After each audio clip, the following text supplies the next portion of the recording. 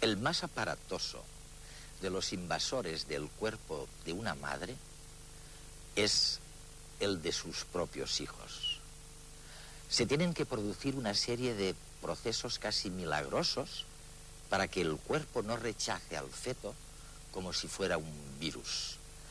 Entre otras cosas, tiene que disminuir, para facilitar la entrada del intruso, las propias defensas de la madre. Son los movimientos misteriosos del ejército inmunológico.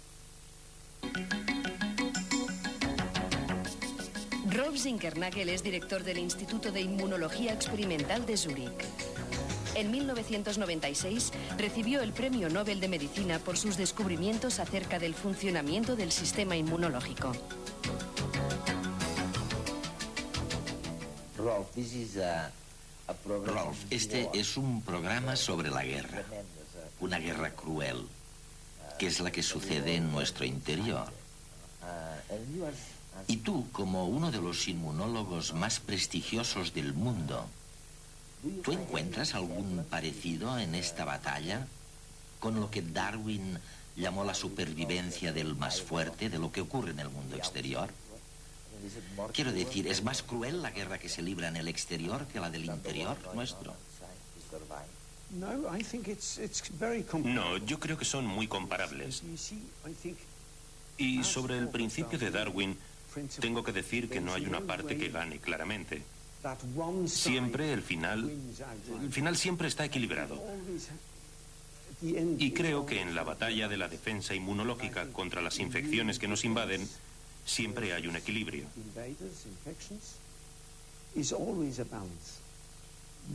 Ninguna de las dos partes gana, ni rápida ni eficazmente. ¿Y no hay especies en el interior que desaparecerán algún día? ¿No hay invasores que pierden su nicho y desaparecen para siempre? Sí, y en realidad algunas tienen que perder la batalla. Por ejemplo, el virus de la poliomielitis o el del sarampión. Cuando estos virus infectan, se deben eliminar de 7 a 14 días. Y si esto no sucede, la persona muere o se pone muy enferma. Desde ese punto de vista, se pueden distinguir 3 tipos generales de infecciones. La primera no es relevante, ya que son bacterias que hay en la tierra o en los bosques que nunca saltan a los humanos.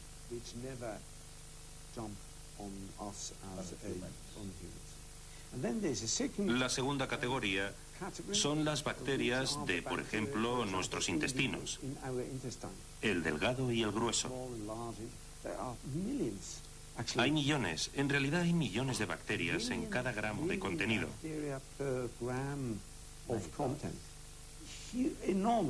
Es una cantidad enorme y están localizadas en nuestro estómago o en la superficie de los pulmones y realizan algunas funciones, como la digestión. Muchos alimentos se digieren por estas bacterias y ayudan a romper muchas estructuras para que se puedan disolver. Es una especie de colaboración. Es una simbiosis en el sentido verdadero. Las dos partes se benefician, pero hay una barrera acordada entre la mucosa, en el estómago, y una defensa inmunológica que previene que estas bacterias pasen la barrera e infecten el interior.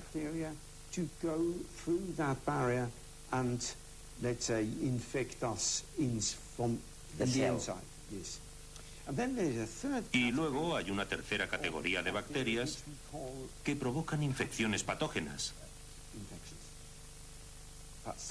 La salmonela, la tuberculosis, la lepra y también muchos virus. Pero ahora me tienes que contar un secreto que nunca he comprendido. ¿Cómo diablos un anticuerpo de nuestro propio cuerpo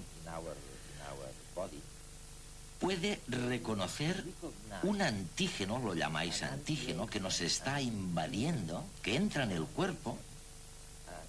Y, bueno, oye, ¿cómo lo hacen esto? ¿Es alguna molécula que les dice, ese es tu enemigo? ¿O es una carga eléctrica o es otra cosa? ¿Qué es que les permite reconocerlo?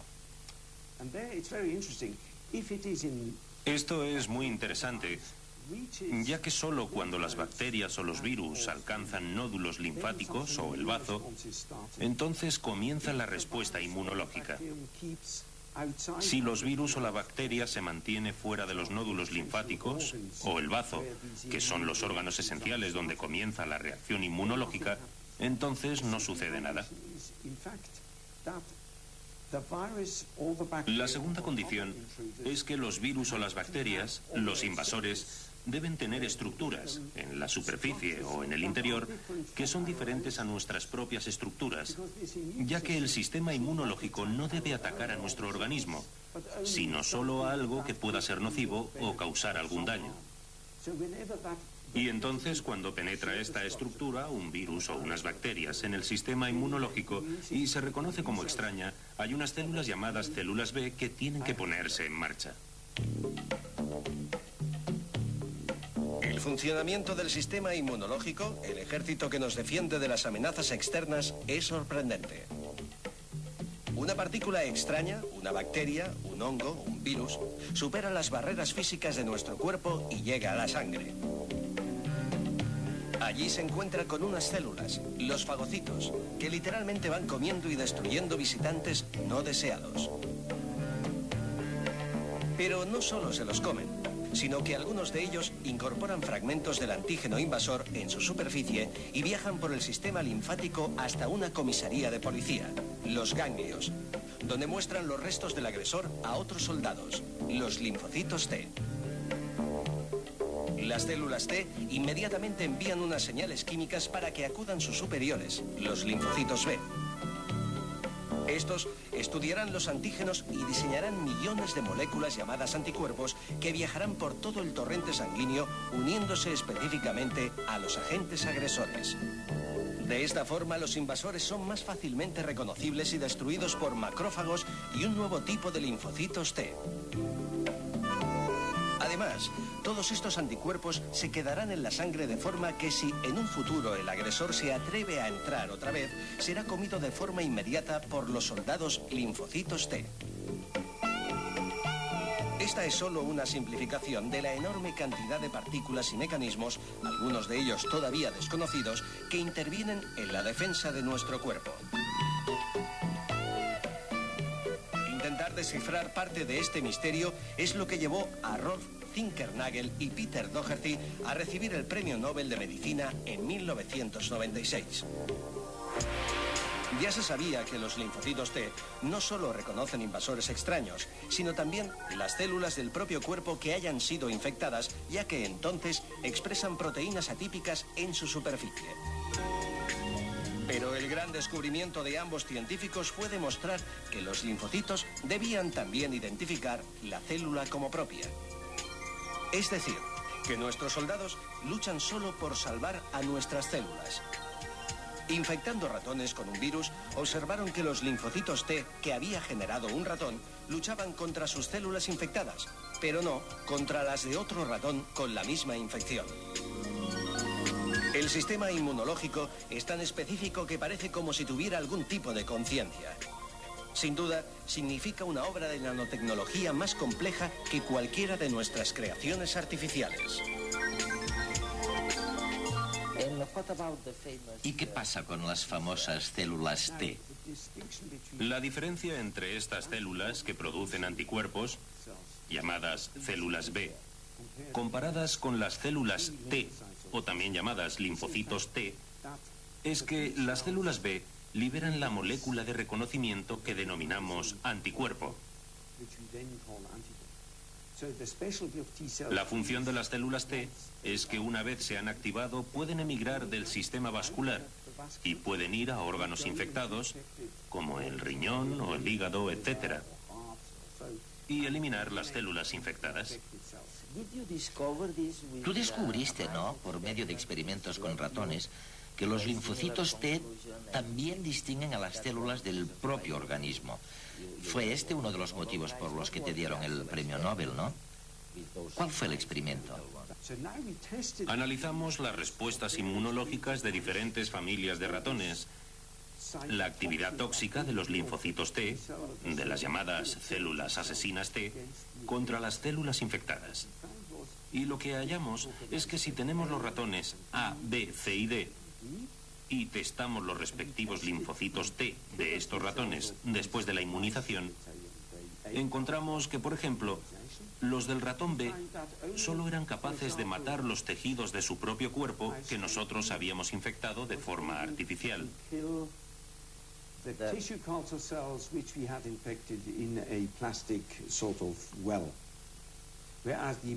Mientras que las células inmunológicas de la familia de ratones B en las células infectadas T no funcionaron. Esto significa que las células T reconocen dos cosas o combinaciones, un poco del virus y un poco de la propia estructura celular. Del propio organismo. Exacto. Y esto fue una sorpresa, ya que los anticuerpos solo reconocen a los virus y no a las propias células. Rolf, vamos a otro tema muy interesante, el de la posible vacuna contra el cáncer. Te he oído decir que para ti es un misterio, ya que ¿cómo es posible que podamos solucionar tan fácilmente la polio, por ejemplo, o el sarampión, y todavía no sabemos qué diablos hacer con los tumores y cosas parecidas? La gente de la calle está empezando a pensar que son problemas similares y aparentemente no lo son. Hay algo que no entendemos en este asunto.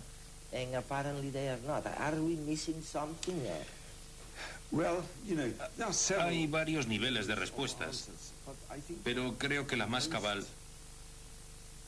es que lo importante para los seres humanos es sobrevivir durante unos 25 años. Ya que este es el tiempo que se necesita para criar la siguiente generación. Y después de 25 o después de 30 años... Somos redundantes. Sí, básicamente somos redundantes. Biológicamente. Sí, biológicamente. Aunque como individuos es normal que pensemos en este problema de una manera diferente. Pero como problema de población biológica, unos 25 o 30 años es lo necesario. Como sabes, la mayoría de los tumores son en realidad un problema médico derivado del envejecimiento, desde luego después de 30 años. O sea, que la supervivencia al tumor no ha sido una fuerza de selección. Las infecciones sí que lo son, ya que matan de 0 a 3 años. Y si no se llega a los 12 o a los 15 años, no se puede procrear.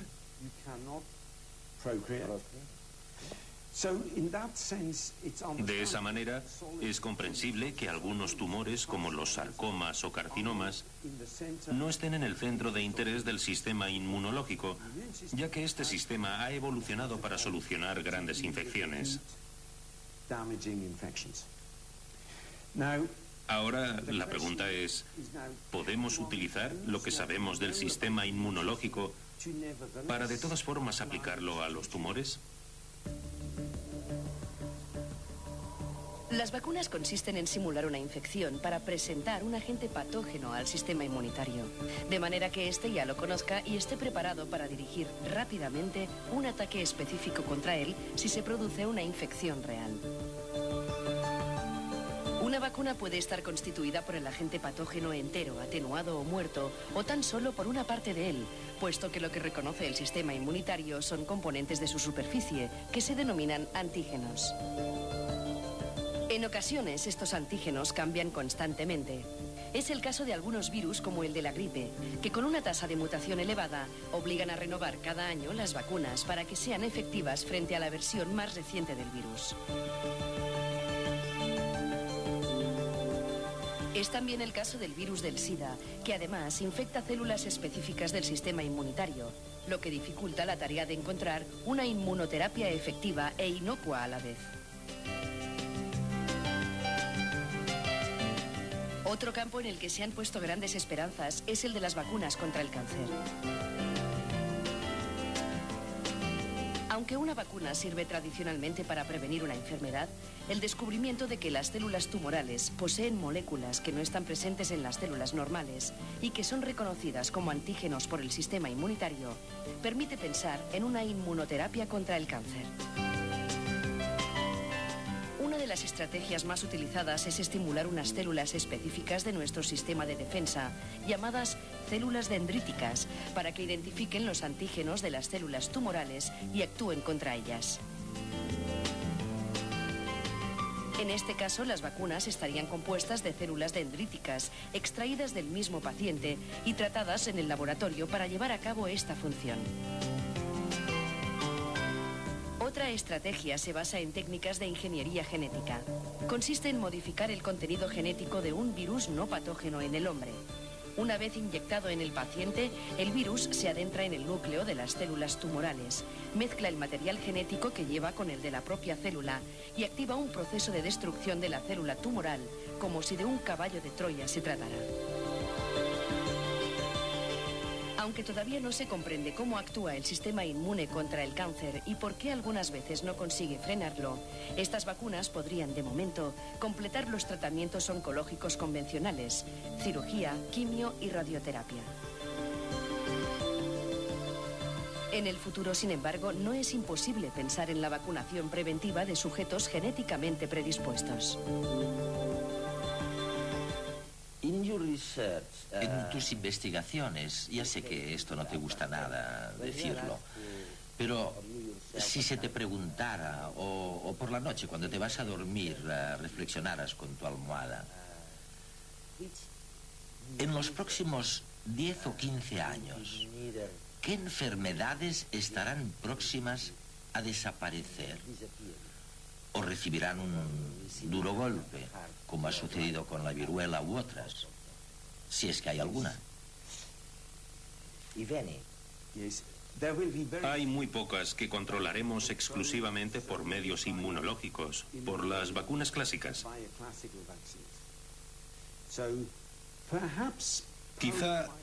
Quizá la polio puede que esté controlada. Es lo que la OMS está intentando, y quizás sea posible. Es posible que el sarampión también.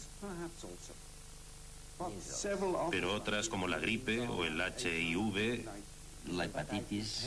la hepatitis C teóricamente no es imposible. Pero será muy difícil porque todavía no tenemos una vacuna. Estos virus estaban antes de que nosotros apareciéramos en el planeta y seguirán aquí cuando nosotros hayamos desaparecido.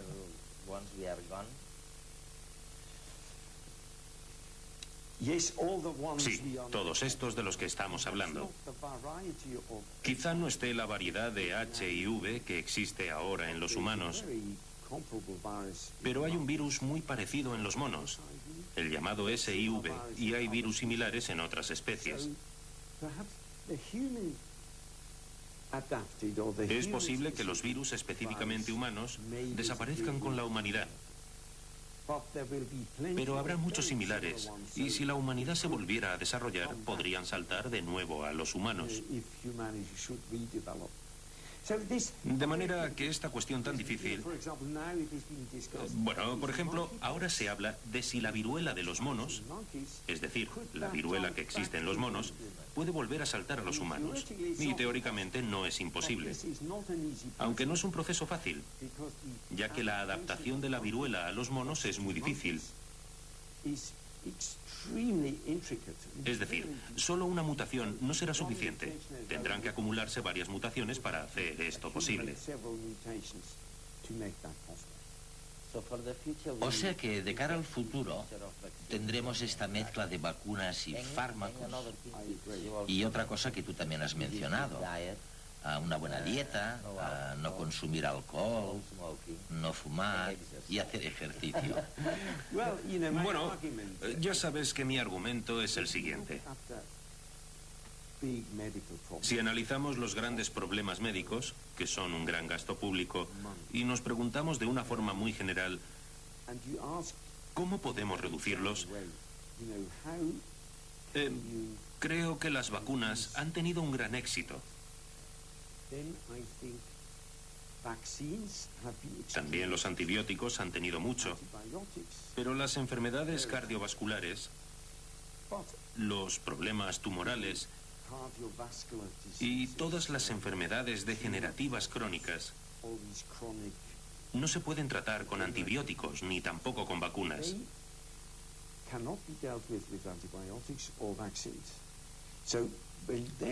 Así que cuando uno se hace la pregunta de qué es lo que tiene mayor efecto sobre estas enfermedades, la respuesta es nuestro comportamiento. Es decir, no fumar, porque fumar produce cáncer de pulmón. No consumir demasiado alcohol, porque eso produce cirrosis hepática y cáncer de hígado. No ser sedentario, sino moverse, usar los músculos, porque esto mantiene el corazón y el sistema vascular en buena forma. Y comer moderadamente, porque estar gordo o con sobrepeso significa sobreutilizar toda la infraestructura en nuestro cuerpo, incluyendo la circulación y el corazón, la respiración, etcétera, etcétera. De manera que no queda mucho más para protegerse. Sí, creo que deberíamos explicarle esto a la gente, ya que de hecho saldría realmente muy barato. Pero requiere siempre nuestro propio esfuerzo. Y es mucho más fácil comprar una píldora y tomársela que empezar a hacer algo al respecto. Como dejar de fumar. Sí, como dejar de fumar.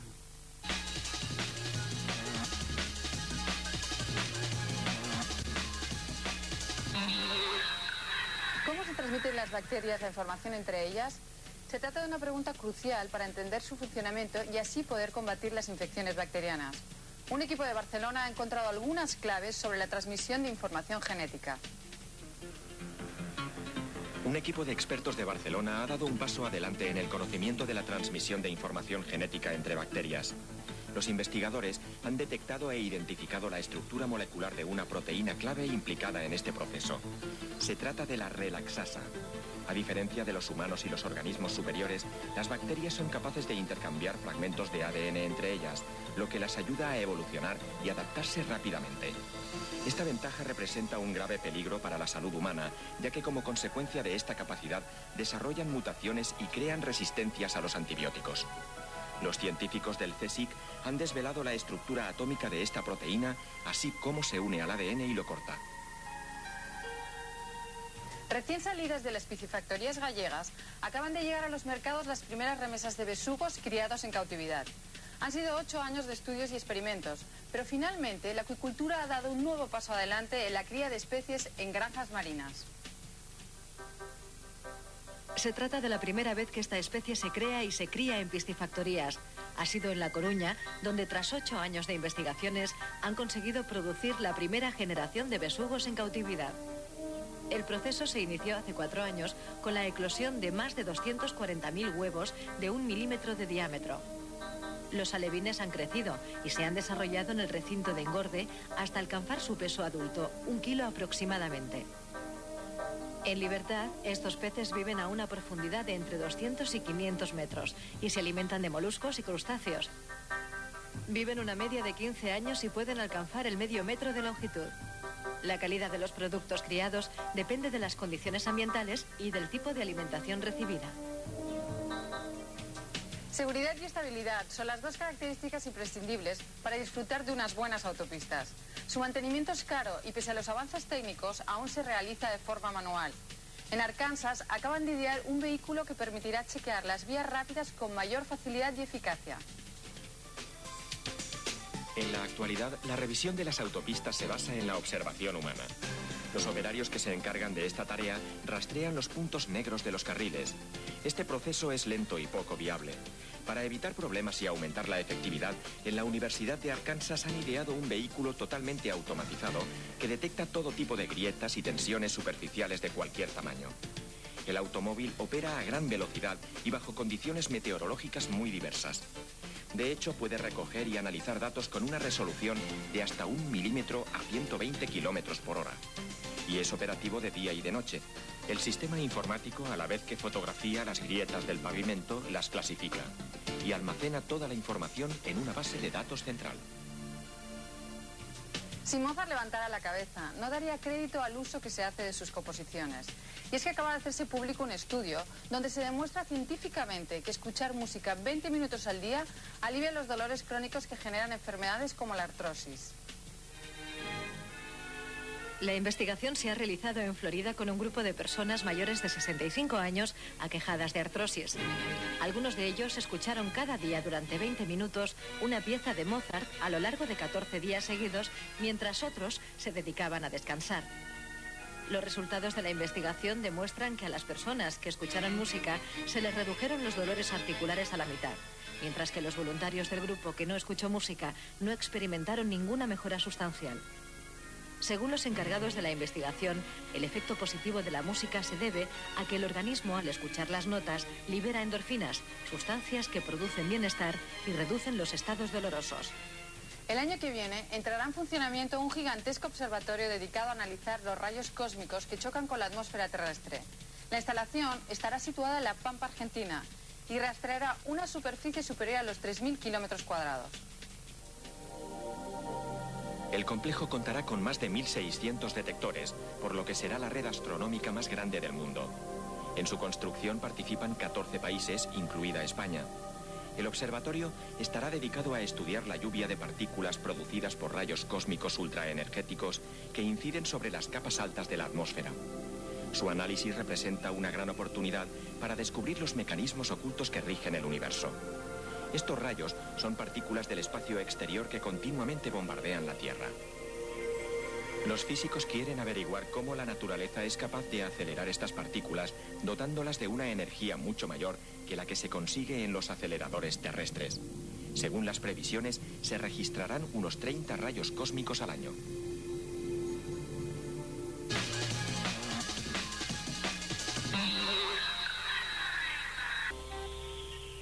Bienvenidos a Redes una vez más, a nuestra audiencia de la 2 de Televisión Española, la audiencia del canal internacional, como no, y las audiencias de los canales digitales. La verdad es que en Redes lo habíamos medio sugerido hace algún tiempo, que no estamos programados para hacer frente a las amenazas que nos vienen después de los 30 años.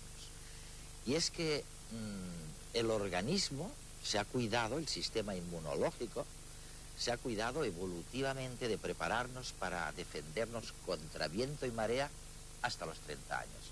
Bueno, han oído a Zinkernagel, el premio Nobel, decirlo. Hasta los 30 años yo me ocupo. Pero después, una vez ya efectuada la procreación, bueno, realmente somos algo redundantes y no ha dado tiempo, Miguel, no ha dado tiempo, parece, a que nuestro organismo, nuestro sistema inmunológico, nos defienda de enfermedades como el cáncer, las enfermedades degenerativas, que nos vienen después de los 30 años, ¿no? Bueno, eso muy bien, yo estaría dispuesto a aceptarlo, pero, oye, ¿y las infecciones de garganta? ¿Y los males de oído? Las otitis de los niños, de las nietas y de las hijas en su edad más tierna. ¿Eso es también una condena eterna o vamos a solventarlo un día? Bueno, yo creo que sí. Inevitablemente estamos rodeados de multitud de organismos, de microorganismos que han de invadirnos para sobrevivir. Y por lo tanto ese combate, esas metáforas bélicas que han surgido en algún momento al hablar del sistema inmunitario son muy apropiadas, porque realmente cuando hablamos del sistema inmunitario hablamos de un sistema defensivo enormemente sofisticado, pero no perfecto. Por lo tanto, inevitablemente algunos microorganismos logran penetrar en esas barreras, logran replicarse, multiplicarse, y la eficacia del sistema inmunitario, de la respuesta inmunitaria, va a ser variable. En algunos casos consigue erradicar al enemigo, consigue destruir al enemigo, y en otros casos se llega a establecer en ocasiones una cierta coexistencia pacífica, y algunos microorganismos perviven en nuestro organismo. Algunos virus, por ejemplo, algunos herpes virus se mantienen en una situación de latencia y no son completamente eliminados, y aprovecharán cualquier alteración en esos mecanismos defensivos para penetrar, volver a replicarse. Están presentes. Carmen, y en el sistema nervioso eso ya debe ser, bueno, muchísimo más complicado, ¿no? ¿Juega el mismo tipo? ¿Hay una relación entre el sistema defensivo, este ejército inmunológico que en el cuerpo nos protege de todos estos virus, y el sistema nervioso? Bien, el cerebro es un órgano que se ha considerado que está inmunológicamente privilegiado, en el sentido, digamos, de que está protegido, ¿eh? Y esto es debido a la existencia de la barrera hematoencefálica, que impide el paso de determinadas moléculas que circulan en el torrente sanguíneo. Sin embargo, por supuesto, en el cerebro también se dan infecciones. ¿Cómo cuáles? Pues sin ir más lejos, los casos de meningitis. Sí. Hay procesos inflamatorios crónicos en el sistema nervioso central con un componente inmunológico claro. Hay una patología, por ejemplo, la esclerosis múltiple, con un componente autoinmune que lo que desarrolla es un proceso de ataque inmune frente a las células productoras de la mielina que envuelven los axones de las células nerviosas, y lo que impide es la conducción nerviosa. Por tanto, también hay respuestas inmunológicas en el cerebro. O sea, hay una respuesta inmune intracerebral. Existe. Lo que pasa es que está más limitada. Oye, y luego vienen los ataques del cerebro, ¿no? Quiero decir, una persona que sumida en la depresión... Ya, pero eso es diferente. Que sí, pero que afecta su sistema inmunológico. ¿Es cierto esta historia o no es cierto? Bueno, yo creo que es que en la percepción de todos está la idea de que una situación de bienestar mental, sí, de felicidad, de bienestar, pues conlleva un mejor funcionamiento del sistema inmunológico, en el sentido de poder hacer frente mejor o ser menos susceptible a pescar, entre comillas, infecciones o enfermedades. Y de hecho hay una comunicación bidireccional entre el sistema nervioso y el sistema inmune. Eso que al principio era poco aceptado por los inmunólogos, hoy sabemos que las células del sistema inmunológico están inervadas por fibras nerviosas simpáticas, y que además las células, los linfocitos, macrófagos, etcétera, los diferentes componentes celulares tienen receptores para hormonas, neuropéptidos que van a influenciar la reactividad. Oye, vamos a volver sobre este tema, sí, Carmen, porque ahora es el momento del experimento. Muy bien. Y el experimento hoy va de circuitos, de la influencia de los fenómenos eléctricos sobre los campos magnéticos. Fue un danés el primero que lo puso de manifiesto, y lo hizo, se lo pueden imaginar, bueno, con una brújula, con un imán y con un cable.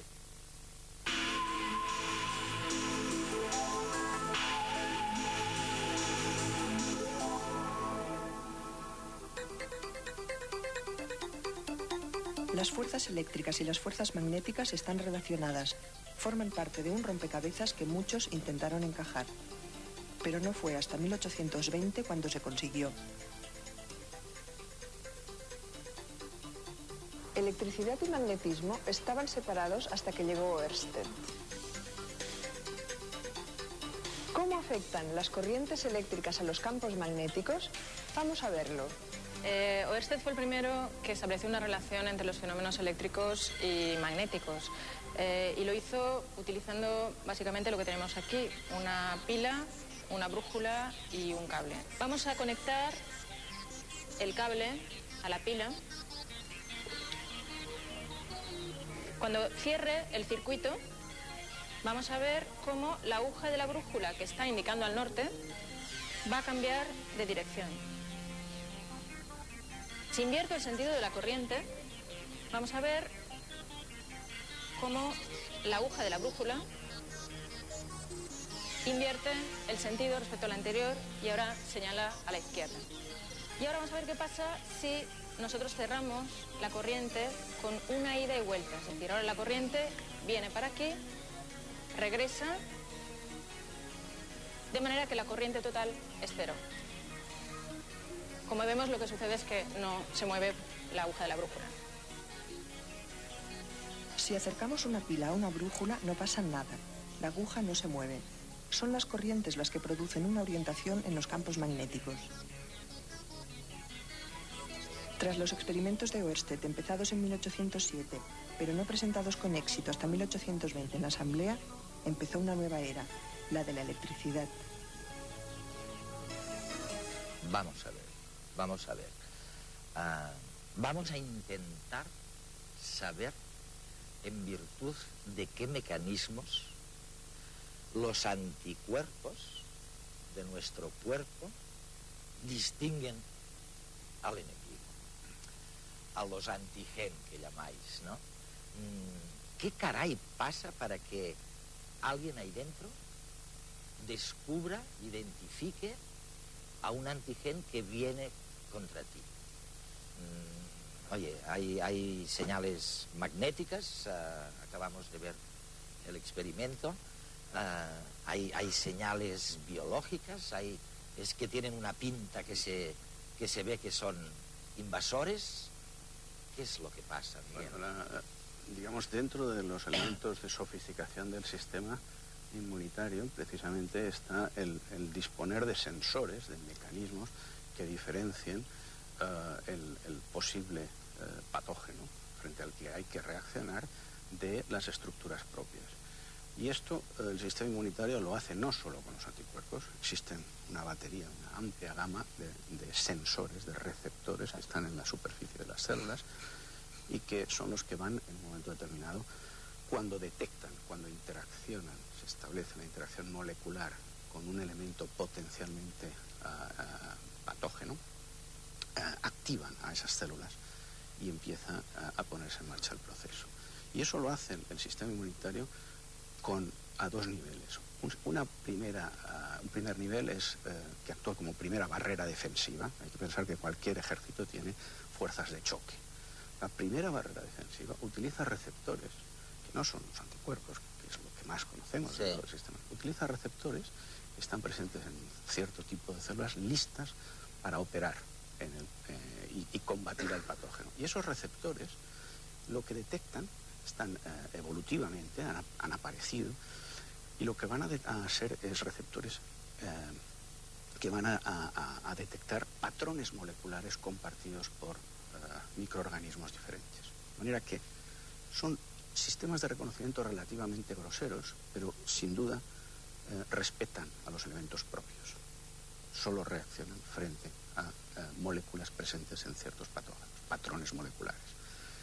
Y en la respuesta inmunitaria adaptativa, la respuesta inmunitaria más sofisticada, la que median los linfocitos T y B y los linfocitos B a través de los anticuerpos, opera de otra manera.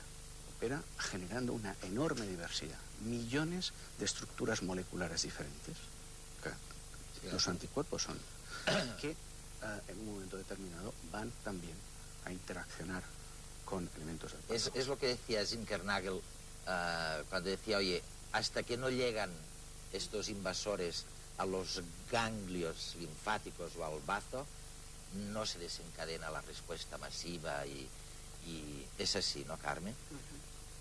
Sí, lo que está hablando Miguel, que lo ha explicado muy bien, es la respuesta, la inmediata, lo que es la inmunidad innata, ¿no?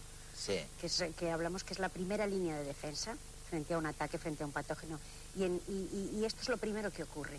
Efectivamente, ahora precisamente creo que es un descubrimiento reciente y que va a suponer una importante investigación en el tema de la inmunidad innata, y que se han descubierto estas receptores o proteínas que reconocen los diferentes patrones moleculares que existen en diferentes patógenos, desde virus, bacterias y otro tipo de compuestos. Miguel, vamos a ver, en el tema de vacunas o fármacos, hubo un tiempo en el que parecía que, agotado el éxito de las vacunas, la gran esperanza estaba en los fármacos. Y ahora yo noto, un poco desde fuera, que hay como una vuelta a las vacunas, básicamente tal vez porque hemos descubierto esta cosa de la resistencia generada frente a los antibióticos, por ejemplo, y luego por el SIDA, ¿no? Y ¿Y dónde estamos en esto? Pensando en lo que decía Zinkernagel, ¿no? ¿Estamos avanzando a todo tren? ¿Estamos paraditos? ¿De cara al futuro va a haber cambios importantes? Bueno, yo creo que en el primero los dos abordajes naturalmente son complementarios, es decir, utilizar fármacos o explotar la propiedad del sistema inmunitario para que reforzar el papel del sistema inmunitario y que ese sistema inmunitario proteja frente a un nuevo ataque, que es el concepto de la vacunación. Creo que son estrategias complementarias. Lo que ocurre es que, evidentemente, en esa lucha biológica nos encontramos con la enorme dificultad de que algunos microorganismos han desarrollado a su vez, son cambiantes, se adaptan, desarrollan estrategias de evasión de la respuesta inmunitaria. Y el virus del SIDA, el virus de la inmunodeficiencia humana, es el paradigma porque ataca el corazón del sistema inmunitario, ataca esos linfocitos T que son destruidos en la infección por el virus, son los directores de orquesta necesarios para que el conjunto del sistema funcione. Es decir, ese virus se ha adaptado para sobrevivir a bloquear la propia respuesta inmunitaria. Claro, muy bien. Cuando los invasores vienen de fuera,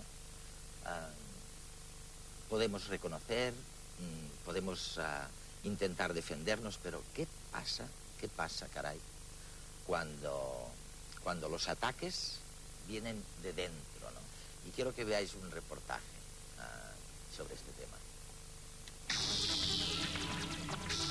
Un sistema inmune normal es una especie de empresa de seguridad interna del organismo que detecta los elementos que puedan resultar peligrosos para el cuerpo: toxinas, bacterias, células cancerígenas o sangre y tejidos ajenos. Este control es el responsable, por tanto, del rechazo de los órganos en los trasplantes. Y a veces, las madres gestantes abortan porque su sistema inmunológico no reconoce las propias proteínas que generan en su nueva condición de embarazadas. Esto es debido a la enorme especificidad que existe entre las moléculas que ejercen esta función.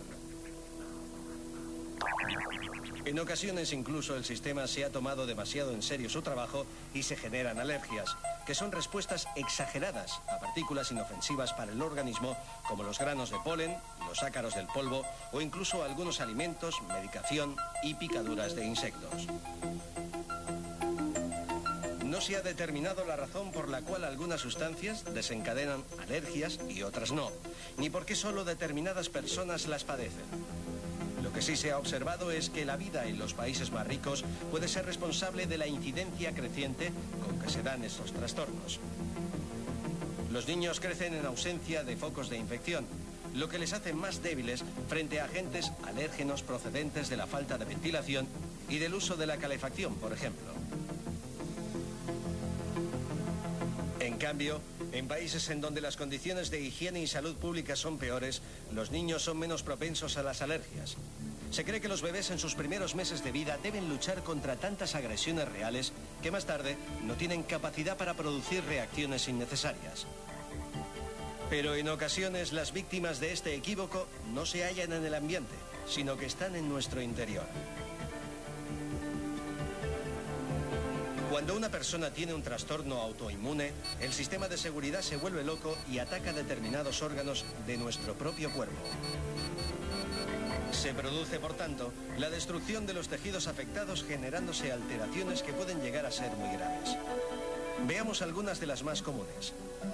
Una enfermedad de este tipo, poco conocida, pero muy extendida, es el lupus, que se manifiesta externamente por manchas en la piel, pero que puede afectar a los órganos internos de manera seria. La glándula tiroides también puede sufrir del ataque del sistema inmune, generándose una inflamación crónica que puede derivar en hipotiroidismo. El páncreas es otra de las dianas más comunes. Como consecuencia se puede desarrollar una diabetes. La artritis es otra enfermedad típica, producida por la inflamación de los tejidos que rodean a las articulaciones. La destrucción de la película protectora de las neuronas genera la esclerosis múltiple. Y por último, los glóbulos rojos también pueden ser víctimas de este tipo de dolencias, dando lugar a las anemias. cuando el ejército defensor se vuelve contra uno mismo, ¿no? Oye, estas enfermedades autoinmunes, ¿tiene alguna solución? ¿En qué estáis trabajando?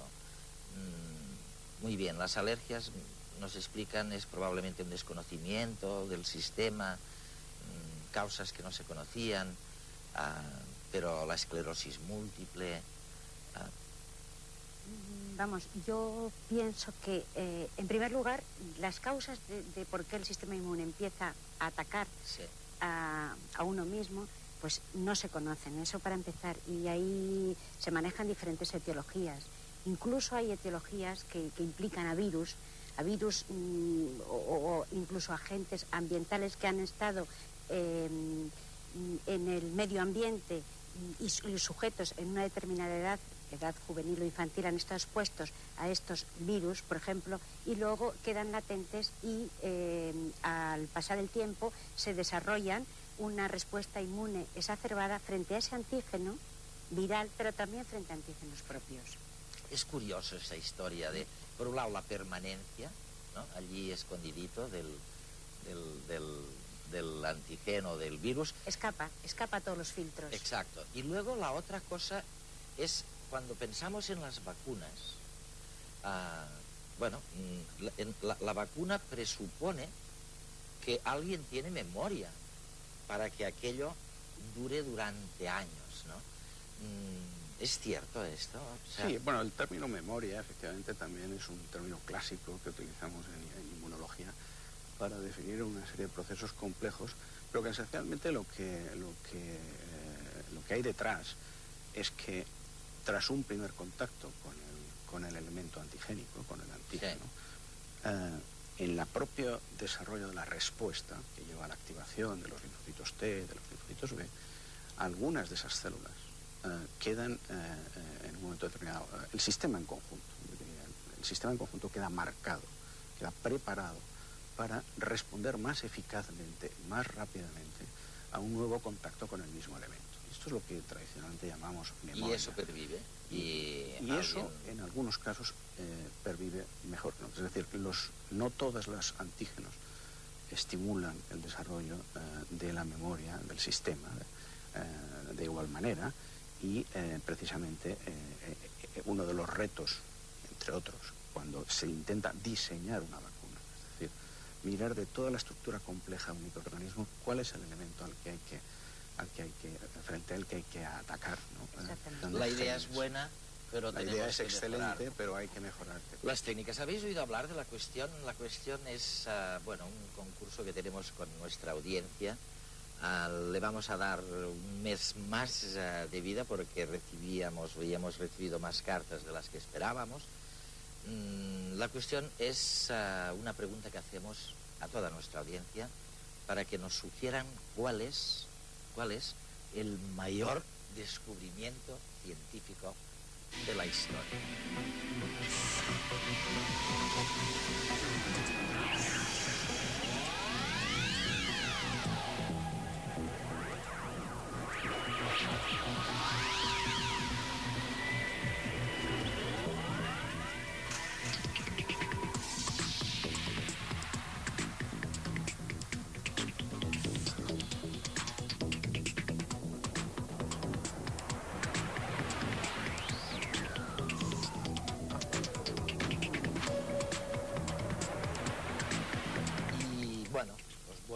Solo a citar algunas de las últimas, una que empieza por Hola, de Jorge Sanz Barea, de Lugo, y para Jorge el mayor descubrimiento, dice, 1 segundo es la duración en la que transcurren 9.000 millones periodos de la onda correspondiente a la transición. Bueno, oye, complicadísimo, pero luego resulta más fácil y está muy bien escrito. Luego tenemos a Hércules Guardiola, que escribe fabulosamente de Don de Hércules, de Cabanes, de Castellón, fabulosamente sobre cómo se descubre un descubrimiento y qué requisitos necesitas para poder decir yo he descubierto tal cosa. Vosotros, se os ocurriría, si participarais en el concurso, cuál ha sido el mayor descubrimiento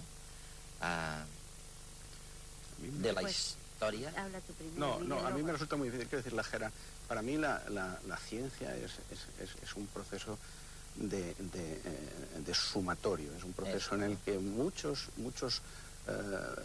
científicos a lo largo de la historia van añadiendo elementos a un rompecabezas, y naturalmente cualquier opinión siempre va sesgada por el campo en el que uno trabaja, ¿no? Claro. Es decir, yo no me atrevería a calificar ningún descubrimiento dentro del ámbito de la inmunología como el mayor de la historia. No sé, no me atrevo. ¿Te pasa lo mismo? Sí, a mí la doble hélice del ADN o luego la tecnología del ADN recombinante a mí me parece que han sido descubrimientos muy importantes. De todas maneras, es cierto lo que dice Miguel, cualquier avance científico genera más cuestiones, más interrogantes que respuestas. Y es por Abre eso, más expectativas. claro, y es por eso seguramente que por mucho que avance la ciencia, siempre habrá una componente de magia y de misterio que lo tendremos que atribuir su solución no a la ciencia, sino a la casualidad o a la magia. Cuesta aceptar eso para un científico, pero es así.